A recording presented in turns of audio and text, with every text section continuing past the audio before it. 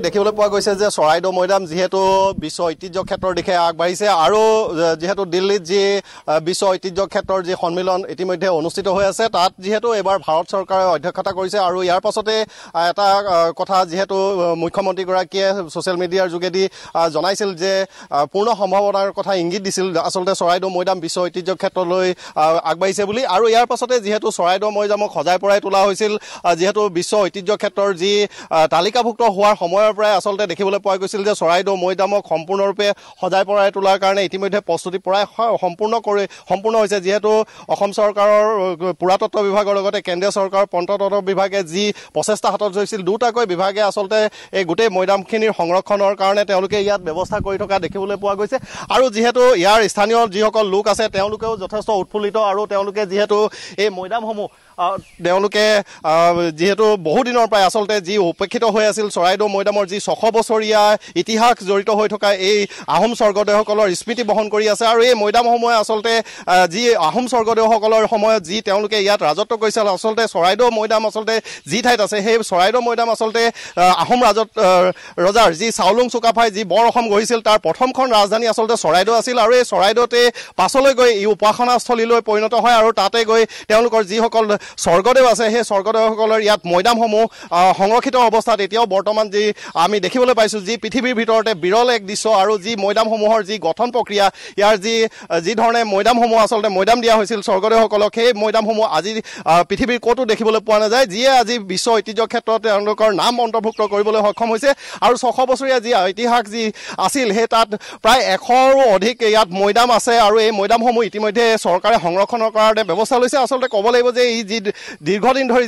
আচলতে এইসমূহ অনাদিত অৱহেলিত অৱস্থাত আছিল কিন্তু চৰকাৰে যি পদক্ষেপ এবাৰ গ্ৰহণ কৰিলে সেই পদক্ষেপৰ বাবে আজি চৰাইদেউ মৈদামে বিশ্ববাসীৰ আগত আচলতে মূৰ দাঙি তুলিবলৈ সক্ষম হৈছে আৰু যিহেতু কাইলৈ যিহেতু ঘোষণা হ'ব আচলতে বিশ্ব ঐতিহ্য ক্ষেত্ৰৰ এই তালিকাত আচলতে চৰাইদেউ মৈদামৰ নাম অন্তৰ্ভুক্ত হ'ব তাৰ পাছত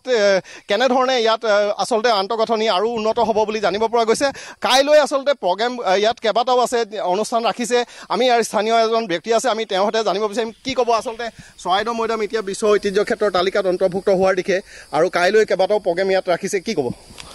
খুব কাইলৈ আমি পুৱা 7 বজাৰ পৰা সন্ধিয়া 7 বজালৈকে আমি ইয়াত পূজা পাঠৰ অনুষ্ঠান ৰাখিছোঁ ইয়াত আমাৰ পণ্ডিতসকল আহিব তেওঁলোকে পূজা পাঠ কৰিব লগতে আমাৰ স্থানীয় যিমান যুৱক যুৱতী আছে সকলোৱে আনন্দ উল্লাহৰ কাৰণে ৰিজাল্ট পোৱাৰ পৰৱৰ্তী সময়ত আনন্দ উল্লাহৰ কাৰণে সকলো গোট খাব আমাৰ ইয়াত বিহু চলিব আৰু লগতে আমাৰ আহোমৰ ট্ৰেডিশ্যনেলৰ খাদ্যও হ'ব কাইলৈ সেইটো কাৰণে আমি পুৰা সম্পূৰ্ণ যোজা চলাইছোঁ আৰু লগতে আজি যুৱক যুৱতীসকলে চাফাই অভিযান কৰি আছে হৰ্ণিয়ালি ইমূৰৰ পৰা ইয়ালৈকে কৰিব মৈদাম এলেকাও কৰিব সাফ চাফাই আজি দিনজোৰা আমি কাৰ্যসূচী লৈছোঁ চাফাই অভিযানৰ কাৰণে সকলো যুৱক যুৱতী ওলাই আহিছে আৰু সকলোৰে মনত আনন্দ উল্লাস আছে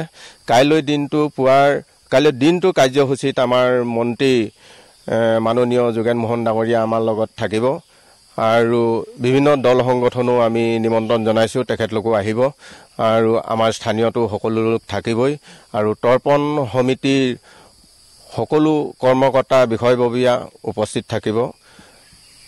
আৰু হেতুৱে কাইলৈৰ কাৰণে আমাৰ দেখা গৈছে যে যেহেতু কাইলৈ চৰাইদেউ মৈদামত যেহেতু বিভিন্ন অনুষ্ঠান তেওঁলোকে ৰখাৰ কথা কৈছে আৰু যেহেতু চৰাইদেউ মৈদামে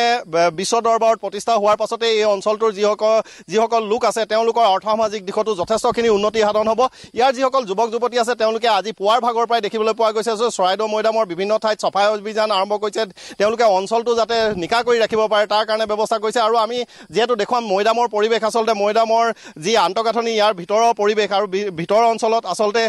যি কেন্দ্ৰীয় পুৰাতত্ব বিভাগৰ অধীনত থকা এই মৈদামসমূহ ইতিমধ্যে তেওঁলোকে খুব সুন্দৰকৈ পৰিপাটিকৈ সজাই পৰাই তুলিছে যাতে বিশ্ব ঐতিহ্য ক্ষেত্ৰত নাম অন্তৰ্ভুক্ত হোৱাৰ পাছতে বিশ্বৰ বিভিন্ন অঞ্চলৰ পৰা যিহেতু ইয়াত লোকে দৰ্শন কৰিবলৈ আহিব তাৰ কাৰণে যাতে মৈদামসমূহ খুব সুৰক্ষিতভাৱে ৰাখিব পৰা যায় আৰু এই মৈদামসমূহ আচলতে দেখা গৈছিল যে বিভিন্ন সময়ত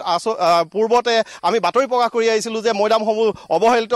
অৱস্থাত আছে বুলি কিন্তু এতিয়া বৰ্তমান চৰকাৰৰ দিনত ইয়াত যথেষ্ট পুঁজিৰ আবণ্টন দিছে আৰু এই পুঁজিৰে আচলতে চৰাইদেউ মৈদামক সুন্দৰকৈ গঢ়ি তোলা হৈছে আৰু চৰকাৰৰ আচলতে সদিচ্ছাৰ বাবে এইবাৰ নৰেন্দ্ৰ মোদী ডাঙৰীয়াৰ সদিচ্ছাৰ বাবে ডক্টৰ হিমন্ত বিশ্ব শৰ্মাৰ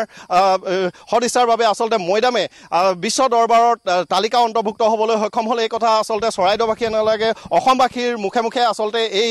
চৰাইদেউ মৈদাম যদি বিশ্ব দৰবাৰত প্ৰতিষ্ঠা হোৱাৰ যি তালিকা কাইলৈ প্ৰকাশ হোৱাৰ পাছতে আচলতে অসমবাসীয়ে উৎফুল্লিত হৈ পৰিছে, চৰাইদেউবাসী উৎফুল্লিত হৈ পৰিছে আৰু অনাগত সময়ত আচলতে চৰাইদেউত কেনেধৰণৰ এক আনন্দময় পৰিৱেশ হ'ব কাইলৈ আচলতে বিভিন্ন কাৰ্যসূচী ৰফিক আহমেদ আপোনাক ধন্যবাদ জনাইছোঁ।